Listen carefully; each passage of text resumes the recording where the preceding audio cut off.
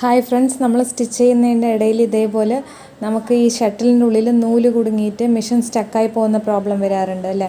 അപ്പോൾ അതെങ്ങനെയാണ് ശരിയാക്കാന്നുള്ളതാണ് കേട്ടോ ഈ വീഡിയോയിൽ കാണിക്കാൻ പോകുന്നത്. നമ്മൾ ഇതുപോലെ ആ നൂലിനെ വലിച്ച് പൊട്ടിച്ച് കഴിഞ്ഞാൽ അതിൻ്റെ ഉള്ളിലത്തെ നൂല് പിന്നെ നമുക്ക് എടുക്കാൻ കിട്ടില്ല.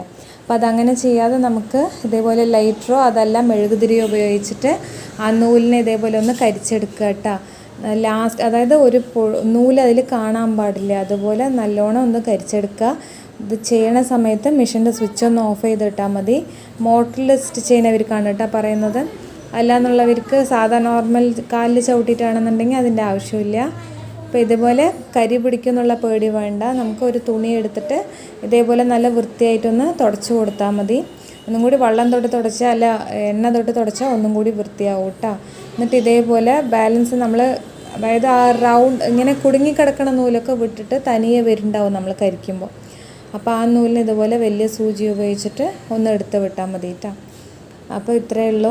ഇത് കഴിഞ്ഞിട്ട് നമുക്ക് ചെയ്ത് നോക്കുകയാണെങ്കിൽ മിഷൻ സ്റ്റക്കൊക്കെ പോയിട്ട് കറക്റ്റായിട്ട് നമുക്ക് ഇതേപോലെ കറക്കാൻ പറ്റും. അപ്പോൾ ഇത്രയേ ഉള്ളൂ കേട്ടോ ഇന്നത്തെ വീഡിയോ.